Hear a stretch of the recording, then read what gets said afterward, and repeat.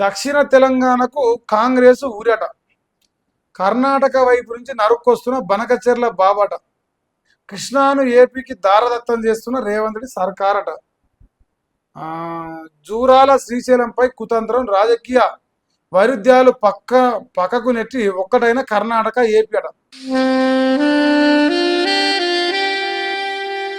త్వరలో శుభవార్త, ప్రాజెక్టులపై ఏపీతో చర్చల్లో సత్ఫలితాలు రాబోతున్నాయి. రాధాకృష్ణ కేసీఆర్ ఇచ్చింది కాదు ఆయనకు కావాల్సిన, ఆయనకు ఏపీతో చర్చలు ఫలించి చంద్రబాబు రేవంత్ ఇద్దరు కలిసట మా రాధాకృష్ణ గారిని సరిపోని పైరిద్దరట. అదే వార్త. నేత ఘటన అవుతున్నాయి.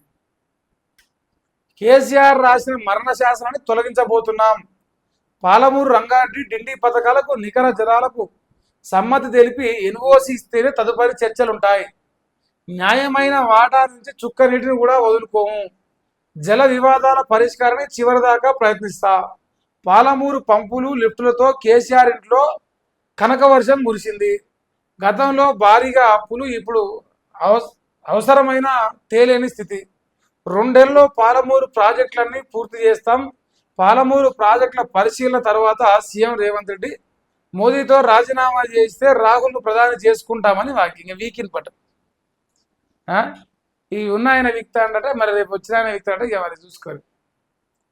సో ఏది ఏమైనా కేసీఆర్ టార్గెట్గా చేసుకొని చంద్రబాబుతో చర్చలు పెట్టి టీడీపీని ఏమైనా పట్టుకొస్తారా, ఇక్కడ నీళ్లు పట్టుకొస్తారు? నాకైతే నీళ్లు పట్టుకొస్తాడు కొడుతున్నాడు, టీడీపీ పార్టీని పట్టుకొస్తాడు కొడుతుంది. ఏమో నష్టమో. నేను ఫుల్ బాటిల్పై 80 రూపాయలు వేసినట. ఇంకా చూసుకోరు. ప్రీమియం బ్రాండ్లు అయితే 120 రూపాయలట. 15 నుంచి మద్యం ధరలు వేస్తారట. బీర్ల ధరల్లో మార్పులు లేవట. గతేడాది పెంచడంతో ఇప్పుడు వద్దన్న ప్రభుత్వ కమిటీ 3 రోజులుగా లిక్కర్ కంపెనీతో చర్చలట. మద్యం ధరల పెంపులకు నిర్ణయం. 2-3 రోజుల్లో ప్రభుత్వానికి అన్ని వస్తాయట. ఇక చూసుకోరు. తాగుర్రి, ఊగుర్రి, సాగుర్రి, మాకైతే పైసలు కట్టుర్రి. ఇది ఈ రాష్ట్రంలో కొత్త పథకం. మీ పార్టీ గుర్తును మర్చిపోవాల్సిందేట. కేసీఆర్ను మళ్ళీ మొలకెత్తనివ్వం. ఔరేక్ బార్ కాంగ్రెస్ సర్కార్ తథ్యం. కేసీఆర్ దమ్ముంటే అసెంబ్లీకి రావాలి. 10 ఏళ్ళ నీ పాలన నా పాలనపై చర్చిద్దాం. చర్చలో ఓడిపోతే క్షమాపణ చెప్తా. జడ్చర్ల ప్రజాపాలన ప్రగతి ఉత్సవాల సభలో ఇప్పుడు సిగ్గు లజ్జ లేదు. సిగ్గు లజ్జ ఇజ్జతీమానే ఉంటే సభ పేరు ఏం పేరు? జడ్చర్ల ప్రజాపాలన ప్రగతి ఉత్సవాలట. ఈడ చూపిద్దా ప్రగతి? ఈడ ప్రగతి ఏడవనేదో చూపిస్తే ప్రగతి ఉత్సవాలు చేయొచ్చు. ఇగో నిజంగా చెప్తున్నా, మీ నోటి మొక్కాలి. ఎన్ని లంగ పనులు చేసినా, రాష్ట్ర ప్రజలు ఎంత పిప్పి చేస్తున్నా, ఎంత దుమ్మెత్తి జనాలు తిడుతున్నా, అన్ని దులుపుకొని మా పాలన బాగుందని చెప్పేసా మొక్కాలనే మీకు. నిజంగా మీ ధైర్యానికి మొక్కాలి. ఓయమ్మ పెండింగ్ ప్రాజెక్టులను రన్నింగ్లోకి మార్చింది బారాస. 2.5 ఏళ్ల కాంగ్రెస్ పాలనలో తట్టడు మట్టి తీయలేదు. బరాస శాసనసభాపక్ష ఉపనేత హరీష్ రావు మాట్లాడుతుంది. వాస్తవమే, ఆయనే కదా మంత్రి, ఆయనే కదా నీటిపారుదల శాఖలో ఉన్నది. తట్టెడు మట్టి కూడా ఈ 2.5 సంవత్సరాల్లో కాంగ్రెస్ పార్టీ ఒక్క ప్రజలు కూడా తీసినట్టుగా వార్తలు చదవలేదు. నేను చదవలేదే, మళ్ళీ వాళ్ళు రాసిరేమో నా కళ్ళ కనపడకుండా తెలియదు. నేనైతే చదవలే. కర్ణాటకలో డీకే సర్కార్కు తలనొప్పిట. 2వ రోజున రాజీనామా చేసిన మంత్రి రామలింగారెడ్డిట. మరో మంత్రి కేహెచ్ మునియప్ప అసంతృప్తుడ. మరి ఏం పుచ్చిందా? మననేనా కుర్చీలో కూర్చోబెట్టింది, మళ్ళీ అప్పుడే రాజీనామాలు అంటారా? రామలింగారెడ్డి ఆయనకేమైందో మరి, ఆయనకు అనుకున్న మంత్రి పదవి లేదు. ఇంకేది? ఎకరాకు 1.24 కోట్లు ఫ్యూచర్ సిటీ గ్రీన్ఫీల్డ్ రోడ్డు భూసేకరణలో గరిష్ట పరిహారం ఇచ్చినట. కనిష్టంగా ఎకరాకు 30 లక్షల చొప్పున ఇచ్చినట. 10న ఫ్యూచర్ సిటీ అథారిటీ భవనం ప్రారంభమట. ఈ ఫ్యూచర్ సిటీ ఫ్యూచరు కాంగ్రెస్ పార్టీలో రేవంత్ రెడ్డి అన్నదమ్ములు మారుతుంది. కాంగ్రెస్ ప్రభుత్వంలో ఎమ్మెల్యేలు ఎంపీలు మారుతుంది.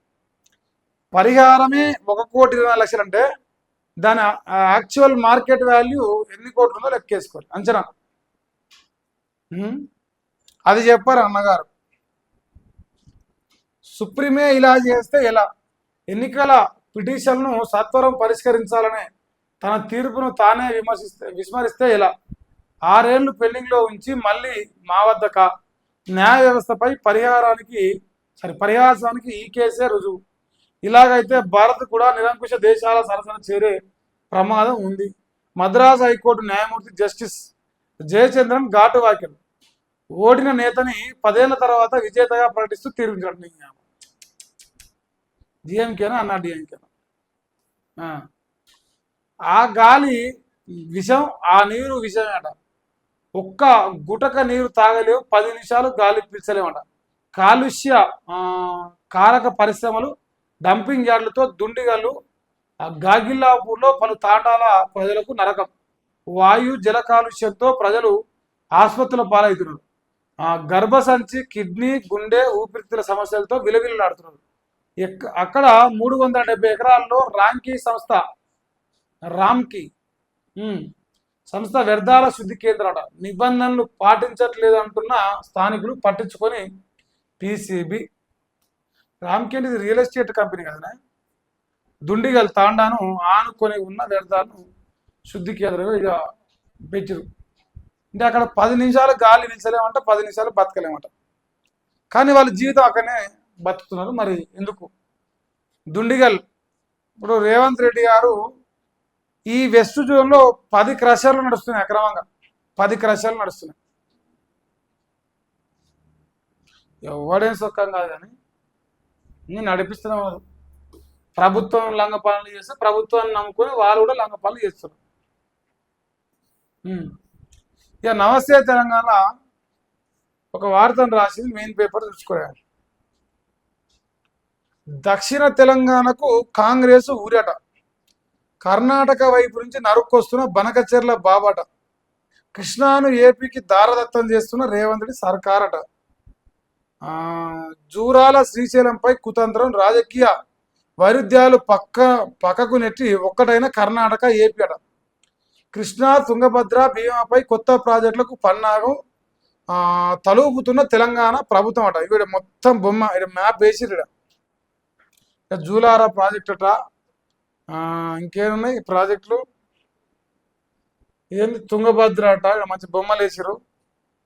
ఇది పోతిరెడ్డి పాడట, కాలువ మంచిగానే వేసిరు బొమ్మలు బరాబర్. ఇక్కడ బనకచెర్ల, ఇక్కడ శ్రీశైలం దుమ్ముగా నింపిరు.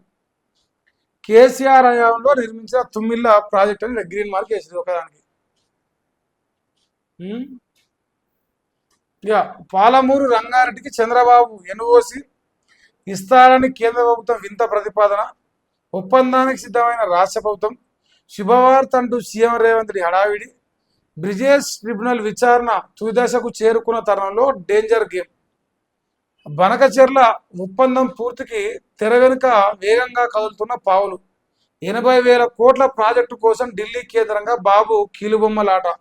తెలంగాణకు చుక్కనీరు దక్కకుండా జూరాల, శ్రీశైలం ఎగువన కుట్రలు.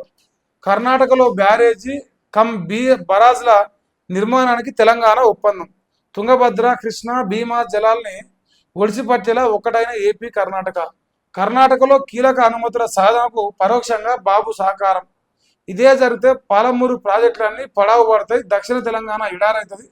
పాదయాత్రకు బీఆర్ఎస్ సిద్ధమవడంతో ఉన్నపలంగా సీఎం డైవర్షన్ టూర్ పెట్టినట్ట. చూసిరా, ఈ పాదయాత్రని కేటీ రామారావు మొదలుపెట్టింది. ఇప్పుడు ఈయన ఏమంటాడు, చంద్రబాబు కర్ణాటక ప్రభుత్వం రెండు కలిసి ఒకటైపోయి తెలంగాణ రాష్ట్రంలో దక్షిణ తెలంగాణను ఎడారి చేసే ప్రయత్నం చేస్తున్నారని అంటారు. ఈ విషయం బయటకు తీసుకొచ్చిన భయంతోనే ఇప్పుడు సభ ఇచ్చిన అంటాడు. వాస్తవానికి ఇప్పుడు జడ్చర్ల సభకు సందర్భమే లేదు.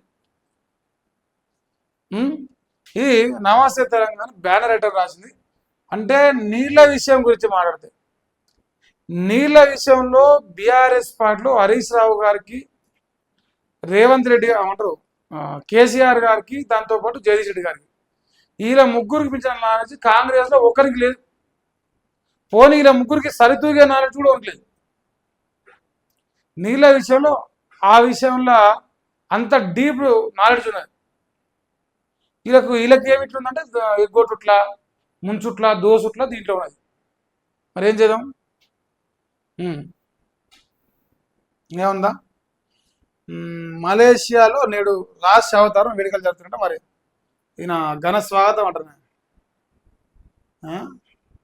కొడుకు కూడా పోయింది కదా, అదొక్కటి. వేతనాలేవి మహాప్రభు జీతాలు లేవట, రెబల్స్లో చీలికి వచ్చిందట, మమతనే చైర్పర్సన్ ఉండాలని పలువురు టీఎంసీ తిరుగుబాటు చేసినట.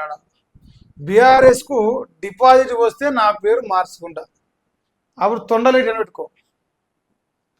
ఎట్లాగో నువ్వు సున్నా అయ్యేది ఖాయం, రేవంత్ రెడ్డి తీసేసి తొండలేటి అని పెట్టుకో, అప్పుడు బాగుంటుంది. ఇది చూద్దామే. ఇప్పుడు రాజకీయ సన్యాసం అంటే తీసుకోలేదు, ఓకే, ఇది 2018లో.